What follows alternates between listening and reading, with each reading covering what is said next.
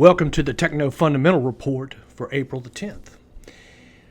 The first rule of business is to protect your investment. Etiquette of the Banker, 1775. The other most important rule is to preserve your mental capital. You know, if you lose sleep at night and you're having a tough time with the market, you're challenging your brain to a point where you need to find a strategy that you become very comfortable with, where you don't destroy your mental capital. Now, Treasury Secretary Besant says market woes are more about tech stock sell-off than Trump's tariffs. I'm trying to be Secretary of Treasury, not a market commentator. What I would point out is that essentially the NASDAQ peaked on DeepSeek Day. So that's a Mag 7 problem, not a MAGA problem. Now, you know, if it looks like a duck and it walks like a duck, it might be a duck. Now, I've seen bubbles in the past, and I've seen, and I sense that that's what we're dealing with here. And I think this is what Treasury Secretary Besant is saying, is that back when DeepSeek was announced coming out of China, that's about the time that NVIDIA stock peaked and all these AI stocks peaked and went into a definite downtrend.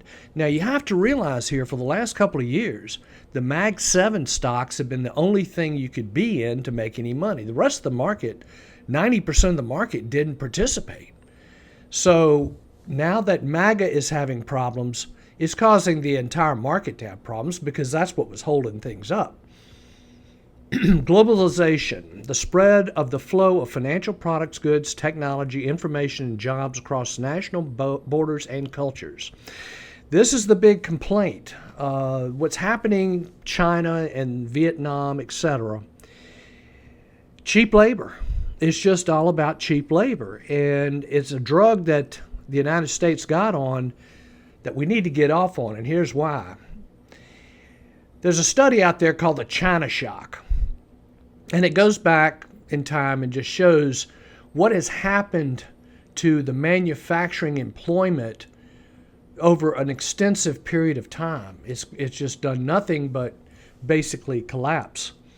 So we've got to get this back, and that's what's going on with these tariffs. So, you know, we can stick our head in the sand, but ever since right around, I think it was around 1979, right in here was where China was allowed into the WTO, and you can see that the line just continued to just drop dramatically. Now it's kind of flattening out a little bit, but it's at an incredibly low number.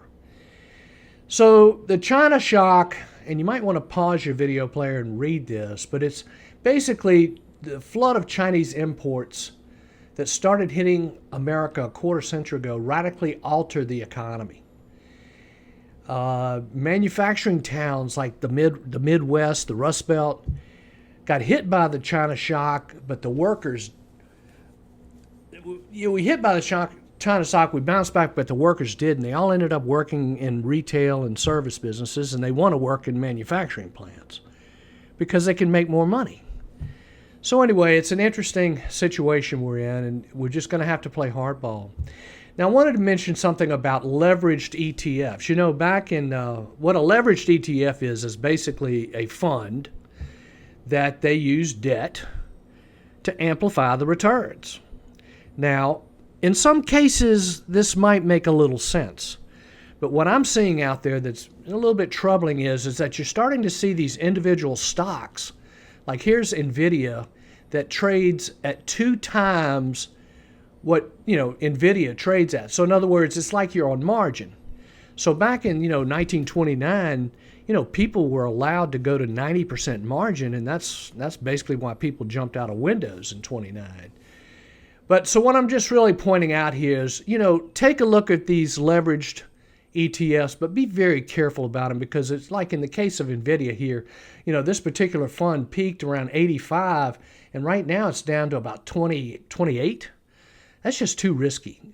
So what this all boils down to is you're taking something that's very difficult to do, and you're making it twice as hard.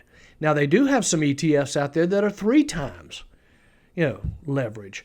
I don't know. I think it's too difficult. I'm going to pass. Forced selling, forced liquidations may refer to a number of situations where an individual's assets are required to be sold. Now, I'm not trying to say this is going to happen, but I want everyone to be aware of the fact that if this market doesn't get straightened out, there's going to be forced selling in these mutual funds, because that can happen. And it becomes almost like it feeds on itself, because what happens is the fund has to sell in order to raise cash to pay distributions, and then that causes things to go down even more, then they have to sell more. Anyway, just be aware of it. I'm not saying it's happening, but we did see recently there was a fund out there last Monday that had a run on for about $10 billion in one day. That's a lot. Unemployment rate did deteriorate a little bit here in March to 4.2, but still within the range of where we have been. But this is what we really need to keep an eye on, because there's your recession indicator. If this thing starts getting over 5-10%, then that's the problem. Now let's look at the market here for a minute. We got a nice rally on Wednesday. Now what we're looking for again is the follow-through day. Now we made a low here, and so what the definition here would be, we are now in a rally attempt, but we are not in a confirmed rally. And I'm going to show you something here in a minute that would possibly confirm that we have gotten a follow-through day. Here's the S&P. So on follow-through days, it's only the S&P and the NASDAQ. Those are the only two indexes that you use to calculate a follow-through day. But we've certainly got, the rise in the price to qualify. So the problem is that on this chart service, they don't print the volume until the end of the day. So we're just right at the close. But anyway, here's the QQQ, which tends to track the NASDAQ. And so you can see here, very big move. And we got volume that was higher than the prior day. Now, usually on a follow-through day, you want to go 3 to 4 days before you start looking for the follow-through day. But I would say possibly we made the low on this day here, and you can kind of stretch it a little bit and say, okay, it closed in the middle of the range, so this could be your first follow-through day, first follow-through day of the process. Here's your second day, and now here's your third day. So let's just see. We're probably going to start to see some consolidation here, and the problem comes in here is that we don't know yet, because we just don't know. Is this nothing more than just short covering? Because that can really give you a head fake. So we need to just be aware. Now, the hard part coming is now we got to find the stocks that are going to be the next leadership. So there's the problem, because I'm not able to do that at this point. I'm looking, but not seeing it yet. So let's just be optimistic here. I think we're starting to see the possibilities of putting in a bottom here. So here's the SPY, which mirrors the S&P. You can see the same thing. You got your low here. It closed in the middle range. So let's go 1, 2, 3 days, and we had volume higher than the prior day. So I think it's time to start trying to get a little bit more optimistic. However, be incremental on what you do. Don't jump in with 10 stocks. Maybe buy one, keep it small, just be careful. Now, this is the aggression index where we're comparing technology to consumer staples, and it's been a very good indicator for us in the past. You can see back here in the bear market of 22, once we got that death cross, this thing really kind of fell apart. And then we got another death cross here, and this thing really fell apart. So right now, we have the let's see here. Do we have the? Yeah, we have the death cross right here, and it really has dropped. So this is just kind of giving you a warning. I would say what's a possibility here is we're going to just quit falling, consolidate, and get going again, or we're going to do like this here where we consolidate and break down again. We don't know yet. That's kind of part of the problem. Now, I will say some good news here. We did get a big drop in interest rates, early in the week, and we got down to about, 3.7%. But then for some reason, and no one's explained it yet, we got a jump in this one back to 4.1. We got very close to zero on the power index, but interest rates are still up 6% over the last 125 days. So basically, what I would say is I think we're very close to the possibility of a turn.